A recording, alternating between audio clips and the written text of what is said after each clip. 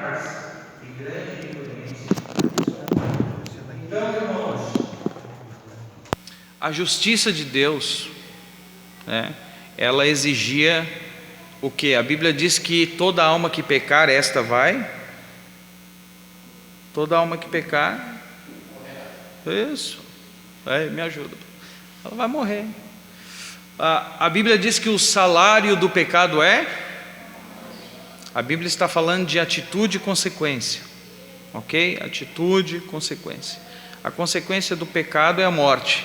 E a Bíblia diz também que uns pecaram, uma parte, quantos? Todos pecaram e destituídos foram da glória de Deus. Ou seja, a justiça de Deus, o justo pecou, morreu. Isso é justo. Aí Jesus Cristo vem, Deus deu seu Filho. Isaías 53, por gentileza, algum irmão abra. Vamos ler alguns versículos. Glória a Deus.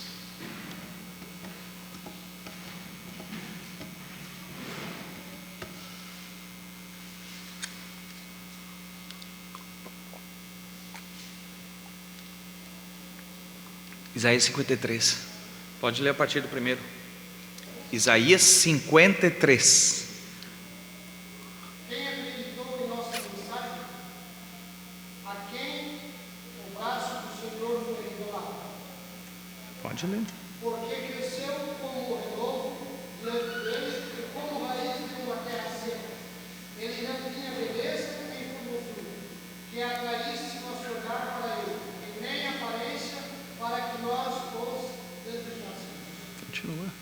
Ele foi desprezado e rejeitado pelos homens, homem de dores e acostumado no sofrimento, e como um de quem os homens esconderam o rosto, foi desprezado e não o estimamos. Verdadeiramente ele tomou sobre si as nossas enfermidades e as nossas dores levou sobre si. Contudo, nós o consideramos como aflito, ferido de Deus e oprimido. Mas ele foi ferido pelas nossas transgressões. Ferido? Pelas nossas transgressões. Só um pouquinho. Ferido, igreja? Por quê? Ferido? Continua, só mais um. E moído? O castigo que nos traz a paz estava sobre ele, e pelas suas pisaduras fomos sarados. Amém. Olha aí. Então, Jesus Cristo vem substituir, assumir o lugar do pecador. Ele foi moído pelas nossas iniquidades. Ele foi ferido pelas nossas transgressões. Olha, ele sem culpa alguma. Então ele se colocou em nosso lugar. Nós merecíamos a morte.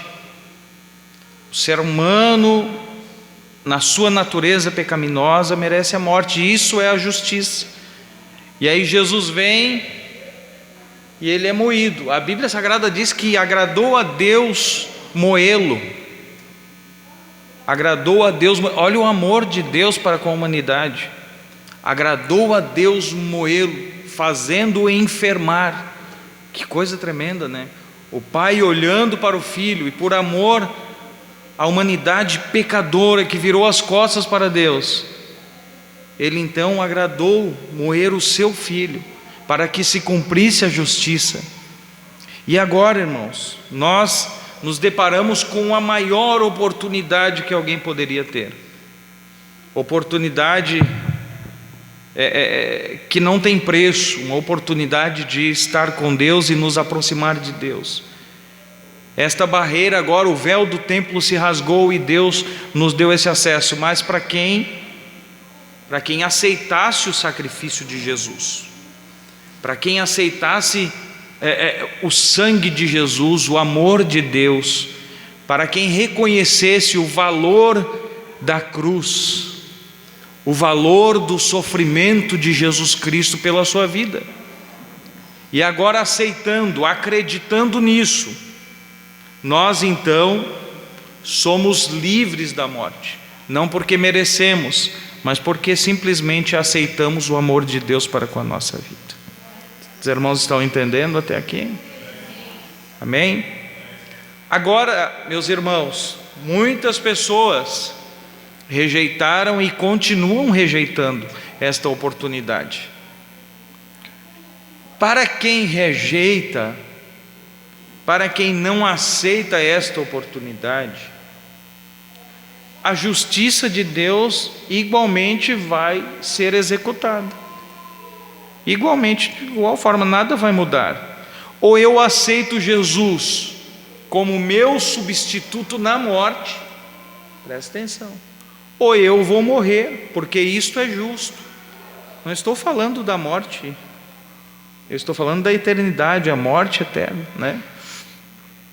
Então, meus irmãos, muitas pessoas, elas estão rejeitando o sacrifício de Jesus e estão vivendo, mas o juízo de Deus virá.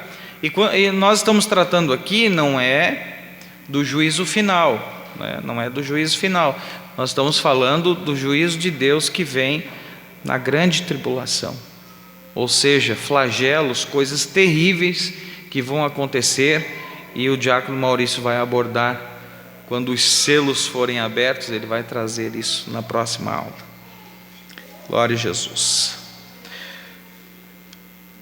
Primeiro, onde e quando ocorrerá o que? A grande tribulação. O momento. A Bíblia Sagrada, ela nos diz que Jesus ele virá nas nuvens, ok? Virá nas nuvens buscar a igreja. Quantos sabem que a volta de Jesus vai se dar em duas fases? Os irmãos já sabem? Duas fases. Primeiro, Jesus não vem na terra. Primeiro, não são todos que vão contemplar, mas ele vem para a igreja. O tempo dos gentios vai se encerrar, ok? O tempo dos gentios vai se encerrar, Jesus Cristo virá nas nuvens, e a igreja então vai ser arrebatada com ele. Inicia-se ali a grande tribulação? Não. Agora, quando a igreja sobe, o anticristo vai se manifestar, ok? É nesse momento então que começa a grande tribulação. Jesus Cristo virá na nuvem, e aí o anticristo se manifesta. Então mais um período de 3 anos e meio, inicia-se a grande tribulação. Olha o que diz em 1 Tessalonicenses 5:9: porque Deus não nos destinou para a ira, mas para alcançar a salvação mediante nosso Senhor Jesus. Presta atenção, a igreja vai estar na grande tribulação. Há uma grande discussão, irmãos, isso é na internet, né? Dos tribulacionistas e pré e pós, né? Nossa, a Bíblia ensina que a igreja é pré, que a igreja é pré. Olha o que a Bíblia diz, eu li aqui 1 Tessalonicenses 5:9: porque Deus não nos destinou para a ira, mas para alcançar a salvação mediante nosso Senhor Jesus Cristo. Olha o que diz em Apocalipse 3, 10 e 11. Quem pode ler? Apocalipse 3, 10 e 11.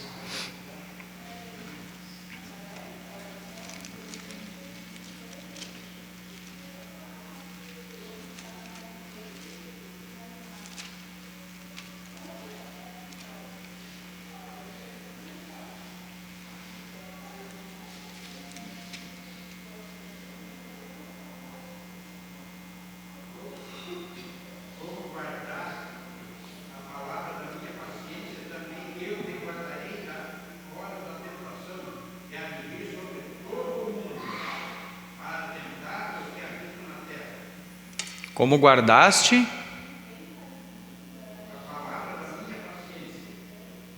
Para quem é a grande tribulação? Ou seja, quem guardou a palavra, Deus vai livrar. A tentação vai vir sobre quem? Leia novamente.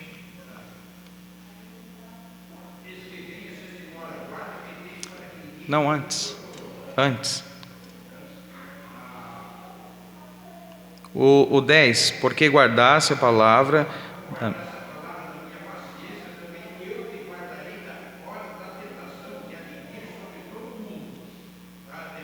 Ok. Para tentar os que habitam na terra. Esses que habitam na terra foram os que ficaram. Então a igreja não vai passar por este período. Os irmãos estudaram, eu ia até abordar aqui, mas já foi passado as semanas de Daniel, né? Eu ia fazer uma revisão, né, sobre as semanas de Daniel, mas eu acho que não se faz necessário. Mas certo é que a grande tribulação são as 7 semanas, né? As últimas 7 semanas da profecia de Daniel. 7 semanas são 7? Fala, irmã. A irmã falou bem baixinho. 7 anos. 7 anos, ok? Vamos lá.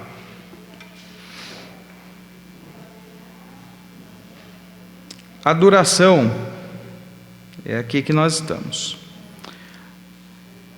A duração são 7 anos, irmãos. Agora são 7 anos de 365 dias.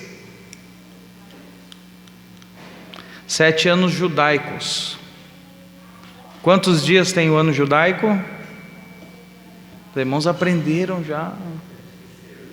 Esquecer. O irmão Maurício fica ali doido para responder. Ele chega a morder o dedo já de responder. Não, mas o professor não pode responder. 360 dias. Tem 360 dias o ano judaico. Então, são 7 anos de 360 dias. Vamos ler os versículos aqui. Daniel 7:25.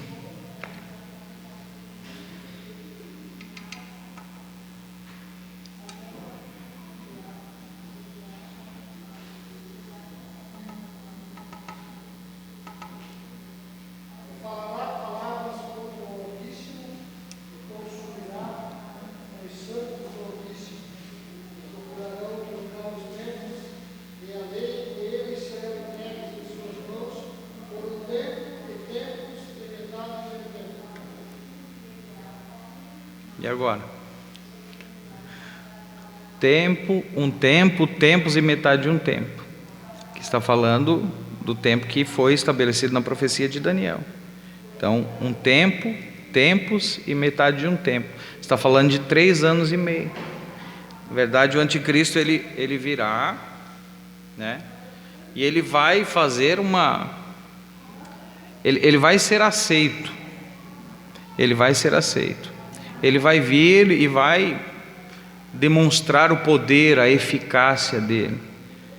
Ele vai fazer sociedades. O diálogo dele vai ser muito convincente. E as pessoas vão aceitar ele. Depois o irmão Maurício vai abordar melhor isso. As pessoas vão aceitar ele, né? Só uma palhinha para os irmãos.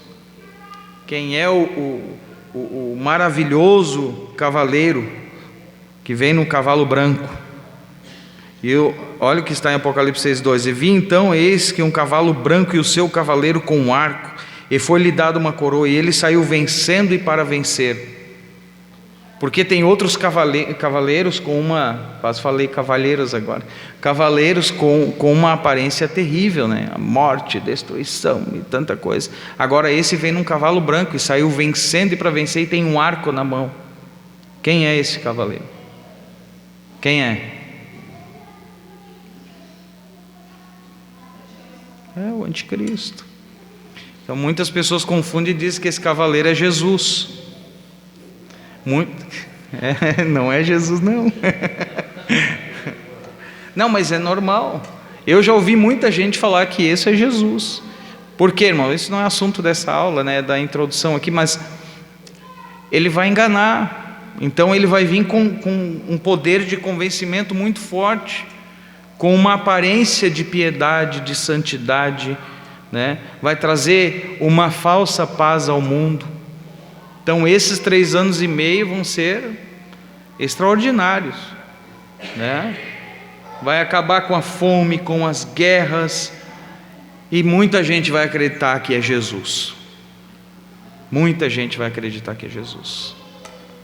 Porém, o que vem atrás dele, aí fica para a próxima aula. Então, fica para a próxima aula. O que vem atrás dele, o irmão Maurício vai falar. Ok, meus irmãos, vamos lá. Apocalipse 11, 1 e 2. Quanto que dá 42 meses?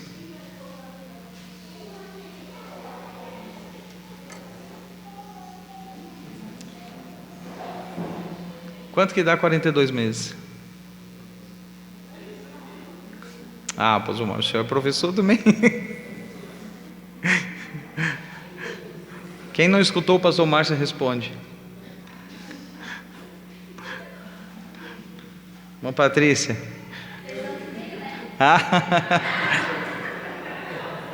Mas aí é fácil, irmãos, é só fazer cálculo. Só fazer cálculo. Leia Apocalipse 11, 1 e 2. Foi-me dado um canífero semelhante a uma vara, e tentando depois de dispõe e mede o santuário de Deus, o seu altar, Deus que deles adora, mas deixa declara que o ato exterior do santuário ele não governa, porque foi ele dado ao gentil. Este, por 42 meses, calcarão aos pés a cidade santa. Olha aí, que tremendo, né? Está tudo na Bíblia, né? Descrito. É só a questão de olhar, né? Então, 3 anos e meio. A Bíblia está falando novamente 3 anos e meio. Vamos lá. Apocalipse 12, 6 ao 14. Quem é que vai ler?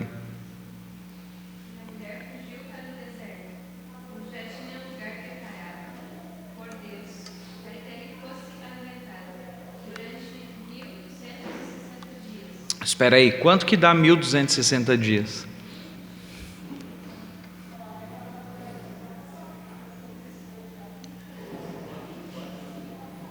Quê? Não, não está longe.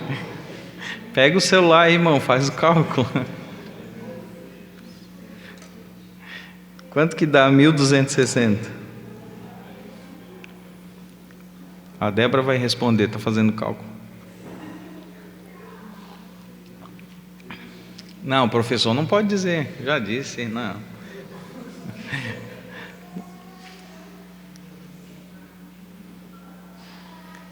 Três anos e meio. 3 anos e meio, 1260 dias. Ok? Oi? Isso. Vamos lá. Vamos continuar aqui. Apocalipse 13 e 5. Foi-lhe dada uma boca para proferir palavras arrogantes, e blasfêmias e autoridade para agir 42 vezes. 42 meses. Quanto que é, irmã Patrícia? 42 meses? É. 3 anos e meio. Então a duração da grande tribulação, olha aí. Na verdade, a igreja sobe. Onde a igreja vai estar? Quem já passou por essa aula? Vai estar fazendo o quê? Nas bodas do Cordeiro. E o que será feito nas bodas do Cordeiro? Gordinho pensa, né? Vamos comer. O quê? Tribunal de Cristo. E o tribunal de Cristo é a mesma coisa que o trono branco, o juízo final? Não, isso. Tribunal de Cristo é para quem? Para os salvos. Para os salvos. E o trono branco para quem que é? Para os ímpios que se perderam. Ali é o juízo final, ok? Então a igreja vai subir e aqui o anticristo se manifesta. O anticristo se manifesta, começa então a trazer a falsa paz, Só que a Bíblia está nos dizendo nesses versículos que são 3 anos e meio. E aí ele vai cair a máscara, ok? Vai cair a máscara, e aí então inicia-se a grande tribulação. Que essa grande tribulação, então, nós estamos estudando sobre a duração, ela vai durar mais 3 anos e meio. E aí os homens vão pedir para que os montes caiam em cima deles. E aí coisas terríveis vão acontecer. E aí você vai me perguntar: haverá salvação? E agora? Mas o tempo dos judeus acabaram. Irmão, dos judeus iniciou melhor, o tempo dos gentios acabou. O que acontece, irmãos? Existe uma grande controvérsia nisso aí. Por quê? Porque o pastor não gosta de dizer para os irmãos: vai ter salvação na grande tribulação, porque às vezes pode o crente relaxar e deixar para depois, né? Porque as pessoas não têm noção do que vai ser a grande tribulação. A morte vai se ausentar. Imagina, a morte vai se ausentar. São 3 meses, é isso? Eu não lembro. Eu não lembro certo.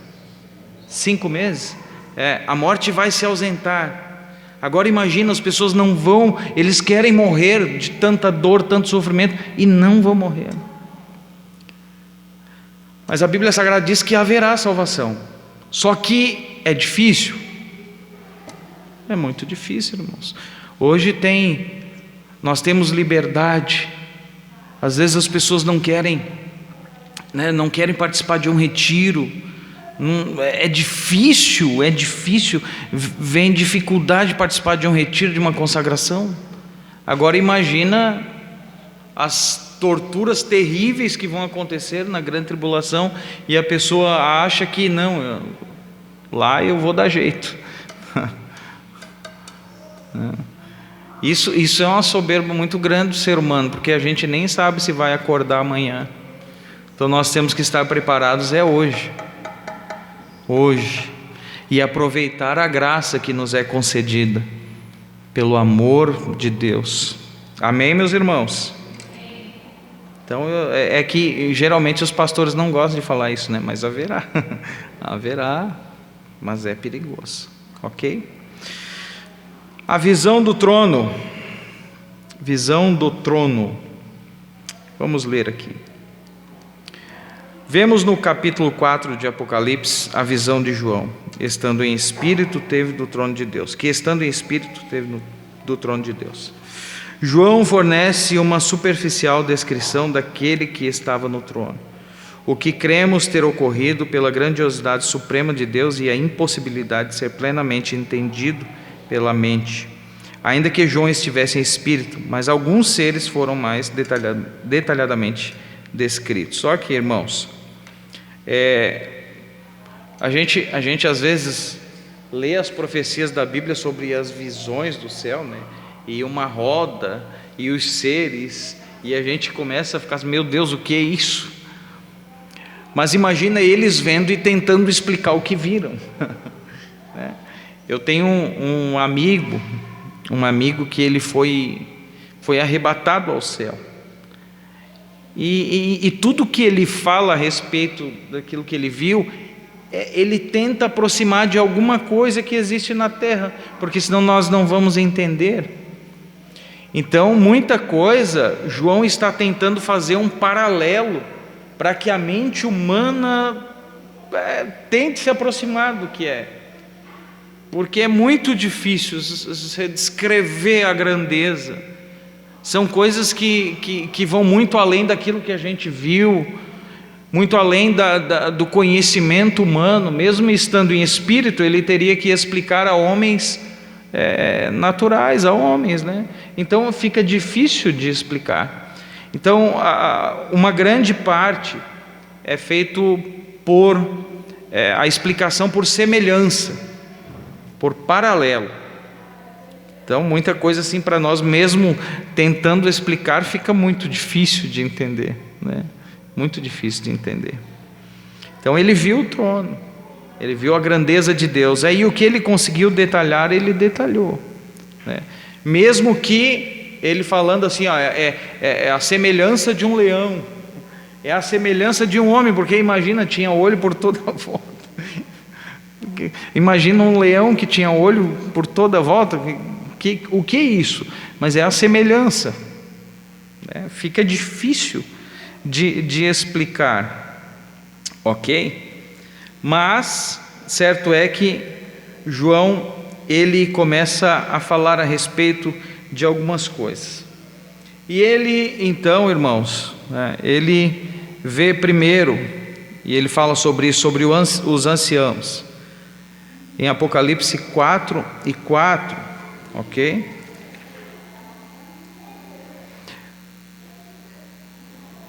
Esses anciãos aqui, irmãos, eles estavam ao redor do trono, sentados em tronos, e eram 24 anciãos. Esses 24 anciãos representam a igreja, ok, irmão Jonatas? 12 anciãos representavam as 12 tribos de Israel, que era a igreja do Antigo Testamento, e 12 anciãos representavam a igreja, ou os apóstolos, os 12 apóstolos, que é a igreja do Novo Testamento, ok, meus irmãos? João está dizendo que eles estavam coroados, eles tinham coroa, e em um dado momento eles estão ali glorificando a Deus, exaltando a Deus, e eles então se prostram diante de Deus, eles colocam as suas coroas diante do trono de Deus, eles tiram, eles estavam ali reconhecendo que eles não tinham méritos por aquilo que eles estavam vivendo nesse momento, eles não tinham méritos, eles estavam colocando tudo diante de Deus e reconhecendo que tudo foi por meio dele, tudo é para ele e é tudo ele que faz, ou seja, Jesus é o centro, Jesus é o centro de tudo, e eles estão aqui glorificando a Jesus com essa atitude. Aqueles anciãos então estão coroados, mas depositam suas coroas diante do trono, rendendo glória e honra somente a Deus. Apocalipse 4:9-11. Reconhecendo que aquela coroa e a posição que ocupam não são méritos próprios, mas sim do Criador, que tudo fez para que eles estivessem naquele lugar. Olha a visão que ele vai tendo, né? A visão que ele vai tendo, como demonstrando Deus no centro de tudo, o Senhor no centro de tudo. Os seres viventes, e aqui, irmãos, e aqui, meu Jesus, vamos ler Apocalipse, abra a Bíblia.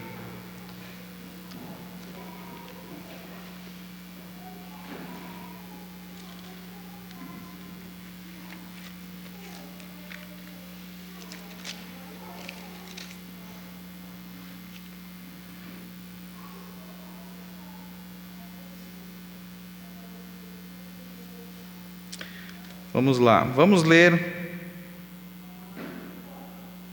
a partir do versículo 1.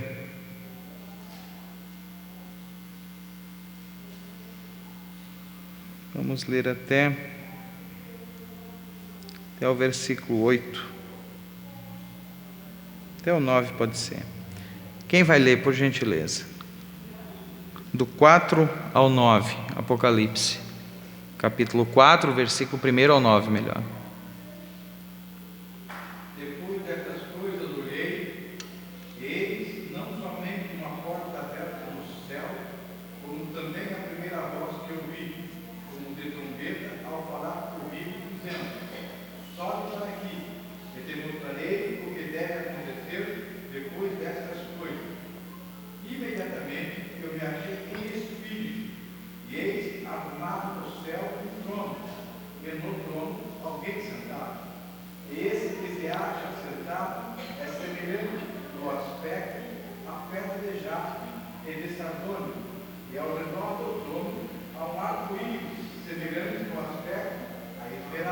Só um pouquinho.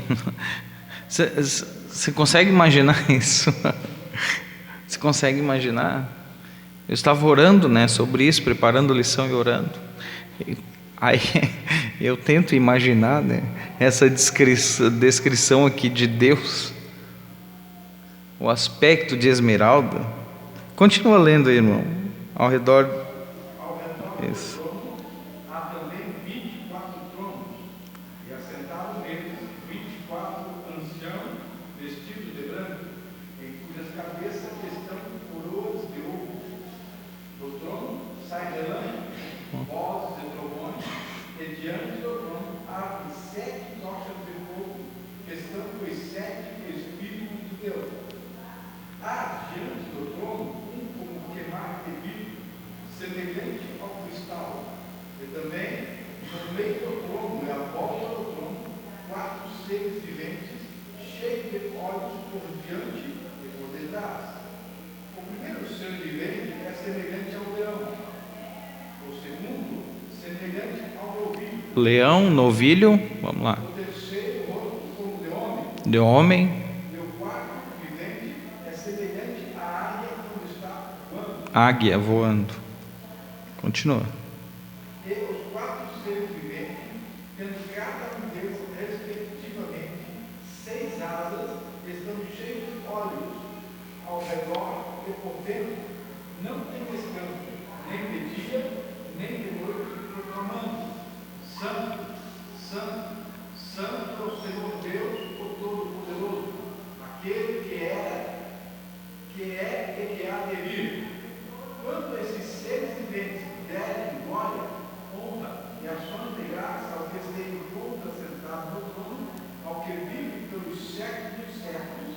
Continua. Isso. Os 20. Continua. Os 24 anciões prostrar-se-ão diante daquele que se encontra sentado no trono, adorarão o que vive pelos séculos dos séculos e depositarão as suas coroas diante do trono, proclamando: Tu és digno, Senhor e Deus nosso, de receber a glória, a honra e o poder, porque todas as coisas tu criaste, sim, por causa da tua vontade, vieram a existir e foram criadas. Glória a Deus. Conseguiram imaginar isso? Conseguiram imaginar? Mas bom, é a questão da semelhança. Mas vamos lá, irmãos, vamos lá. Então, 4:4 fala sobre os anciãos, ok? 24 ao redor do trono, que representam a igreja, as tribos, tá? E agora os seres viventes. Os seres viventes, irmãos, cada um tem uma forma de pensar a respeito.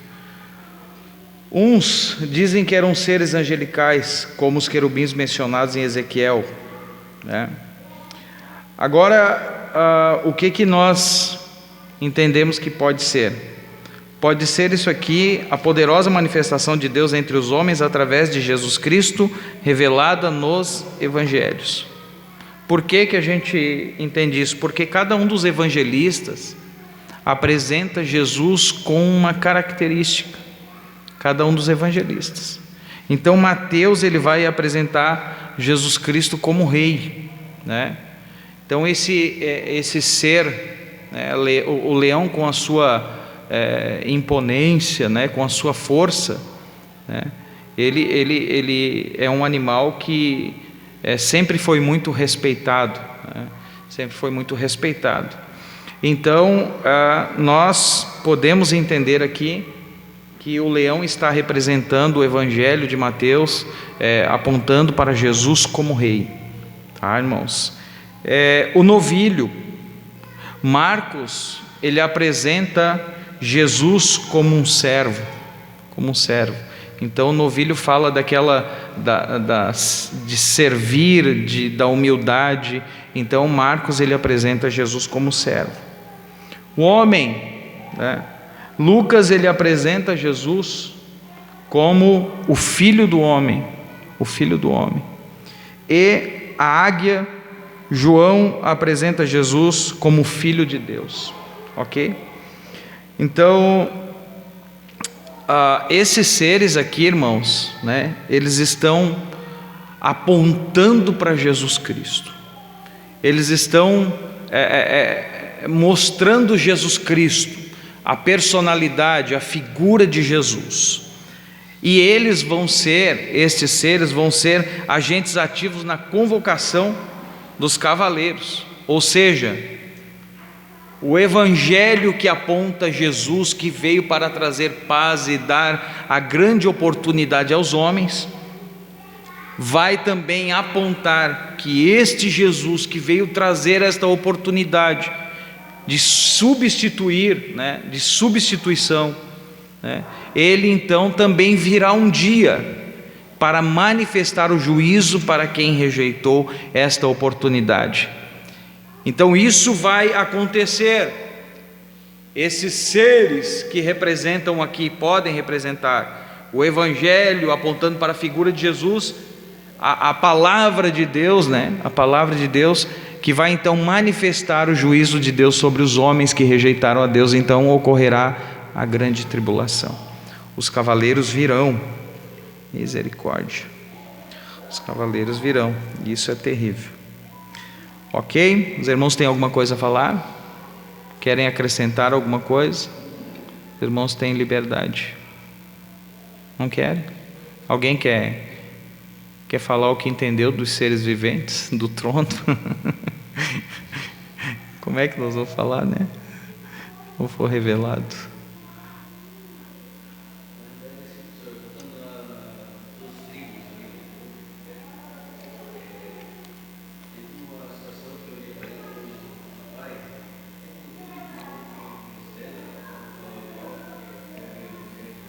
Não precisa.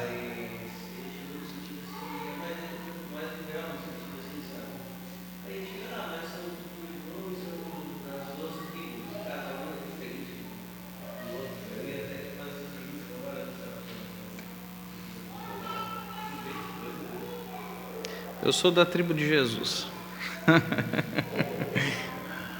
Nós fomos alcançados, nós éramos considerados gentios.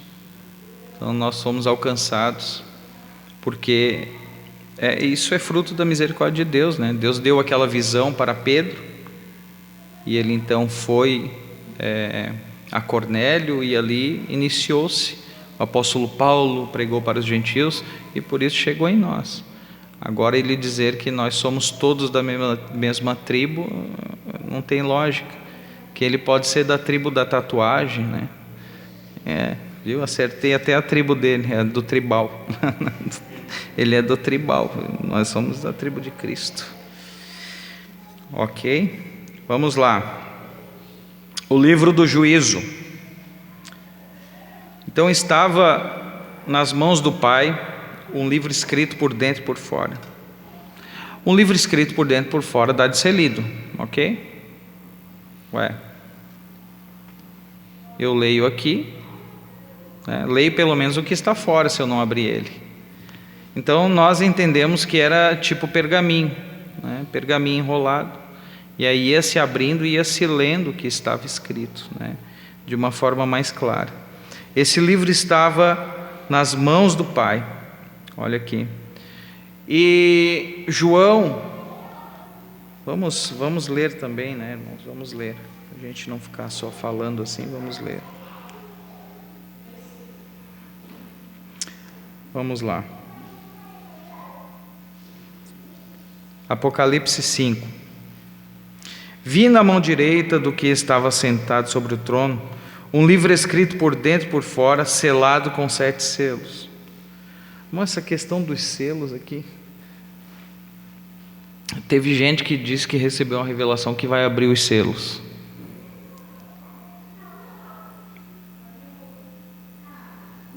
Sabia disso? Olha só, a Bíblia está dizendo que só Jesus, ele foi o único que se achou digno. João, quando viu isso, a Bíblia nos diz, ele disse: eu chorava muito porque ninguém for achado digno de abrir o livro, nem de o ler, nem de olhar para ele. Mas ali estavam santos, santos, anciãos ali estavam presentes, mas nenhum deles se achou digno também de abrir o livro. Que coisa tremenda, Nenhum. E aí, um dos anciãos disse a João: não chores. Estou no versículo 5 do capítulo 5 de Apocalipse. Olha o leão da tribo de Judá. Glória a Jesus. Olha aí, o leão da tribo de Judá, a raiz de Davi. E por que ele é digno de abrir o livro? Porque ele venceu. Porque ele venceu. Esse é o segredo. Ele disse para os discípulos: tem de bom ânimo, porque eu venci o mundo. Ou seja, ele venceu o mundo. Ele venceu toda a dor, todas as tentações.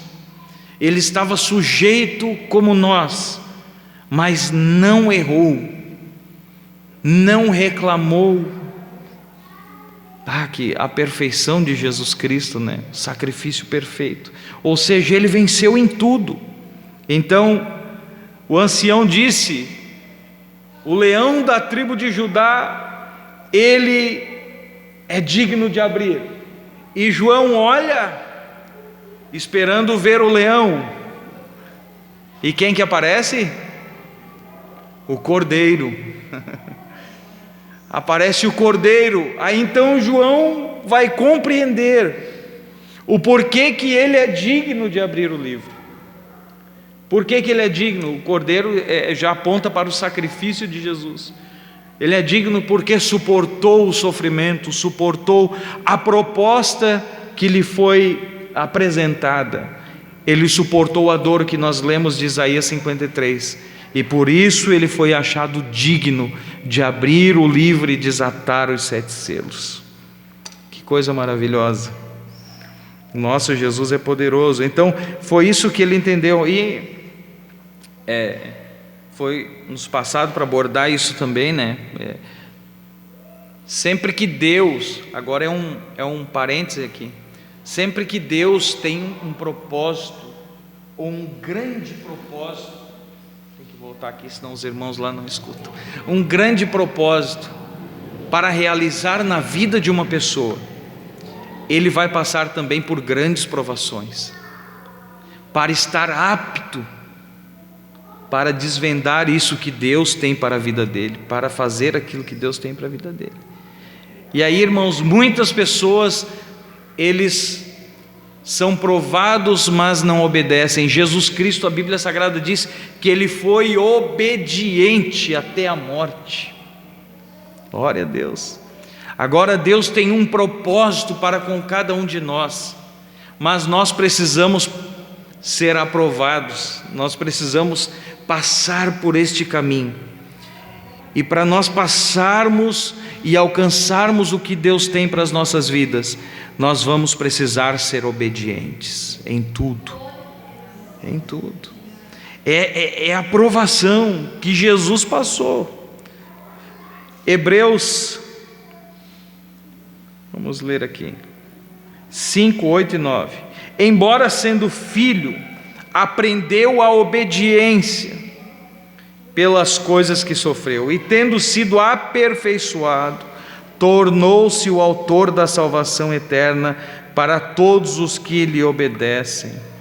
Olha aí, olha o segredo de alcançarmos o que Deus tem para a nossa vida: seguirmos o exemplo de Jesus Cristo. Nós precisamos vencer, e para nós vencermos, irmãos, você acha que Jesus, olha aqui, agora vamos, eles abriram esse leque para nós aqui. Você acha que Jesus, que tinha também a natureza humana, não tinha vontades relacionadas à sua natureza humana? Tinha. Sim, ele estava sujeito. Ele foi tentado por quê? O diabo. Por que o diabo iria tentar Jesus? Porque o diabo sabia que Jesus tinha natureza humana também. Ele foi tentado, mas venceu. Ele foi tentado, mas suportou. Ele foi tentado, mas ele disse não.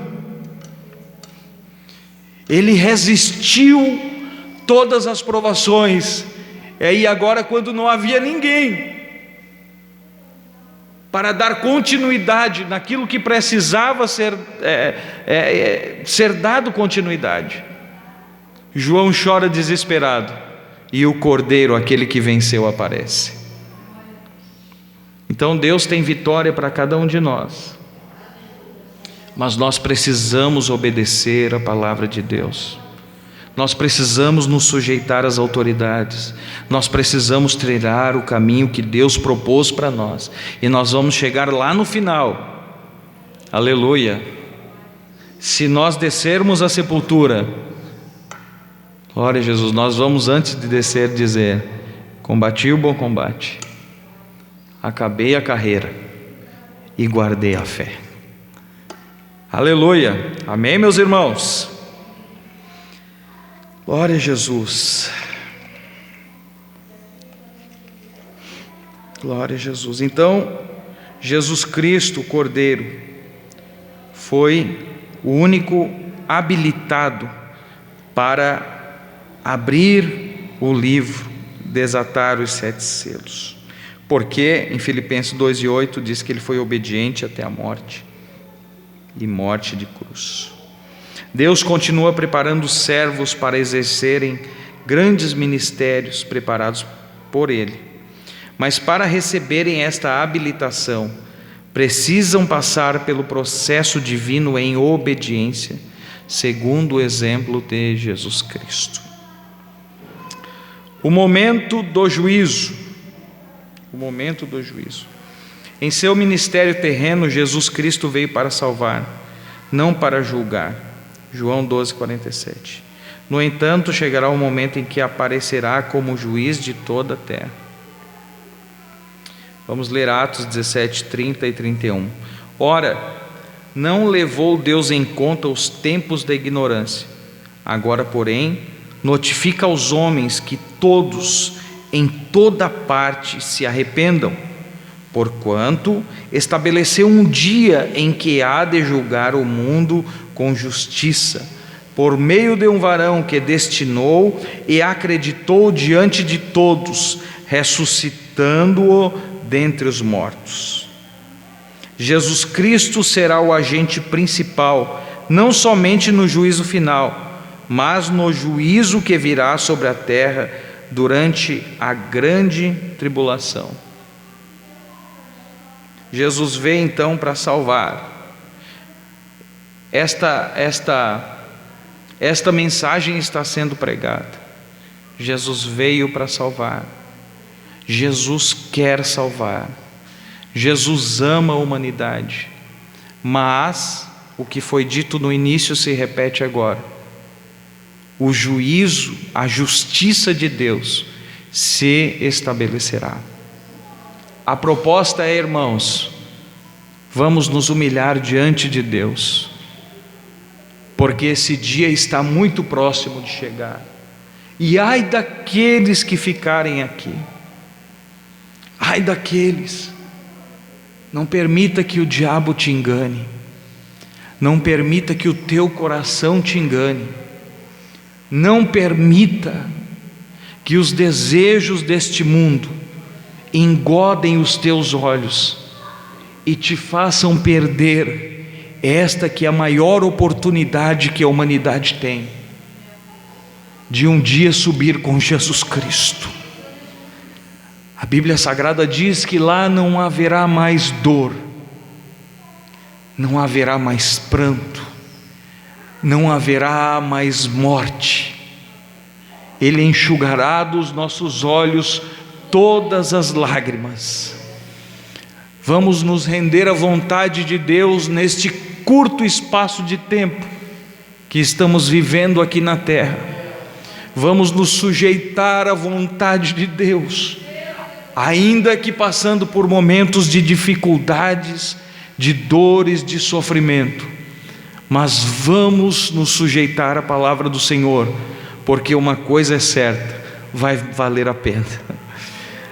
Vai valer a pena. Oh, glória a Jesus.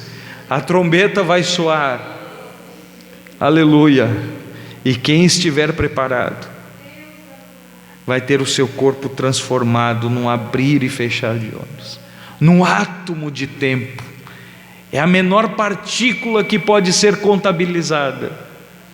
Vai se transformar o corpo e nós vamos ao encontro de Jesus Cristo. Nós vamos encerrar aqui, irmão Maurício, e o tópico 3, que nos fala sobre a abertura dos selos, os cavaleiros, vai ser então abordado na próxima aula. Amém, meus irmãos? Os irmãos querem falar alguma coisa? Oi?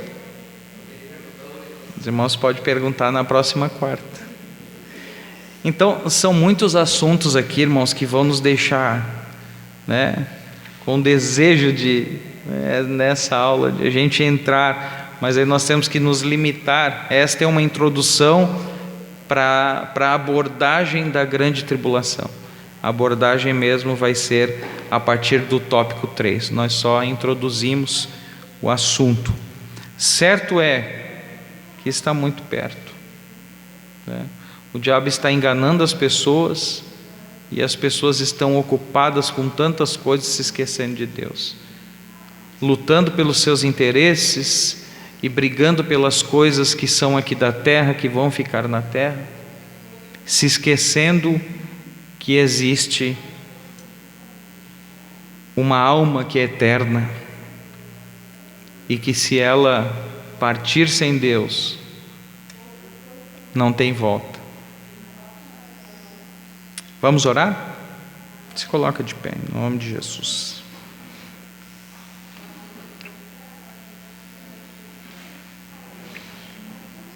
Glória a Jesus. Glória a Jesus. Vamos nos humilhar diante de Deus, irmãos. Depois eu vou pedir para o pastor Márcio, acho que já está preparado ali. Ele vai estar servindo a Santa Ceia para o evangelista da Algoacir e para a família, antes ou ali no término, porque eles vão viajar, é isso, ou vão ficar até amanhã. Eles precisam retornar. Eu queria muito que ficassem até domingo, mas eles precisam retornar, tem compromisso, e então nós vamos servir a Santa Ceia. Para os irmãos que não conhecem, eles são membros da Restauração de Joinville, morando em Victor Meirelles. Tem irmãos que não conhecem. Quem não conhecia o evangelista da Algoacir família? Tinha alguém que não conhecia? Todo mundo conhece. Então o Senhor é bem conhecido aqui. Glória a Jesus. Vamos orar? O senhor pode vir aqui, evangelista, orar? Alguém quer receber oração? Quer receber oração? Tem alguém enfermo? Pode vir aqui, pode vir. Tem alguém enfermo? Alguém que precisa de oração? Nós vamos estar orando. O senhor pode orar. Saúde a igreja com a paz do Senhor. Querido e amado Deus, Pai Celestial, nós te agradecemos, Senhor, por esta oportunidade, por esta graça, Senhor Deus, de estar aqui, Senhor Deus, reunido com a tua igreja, Pai.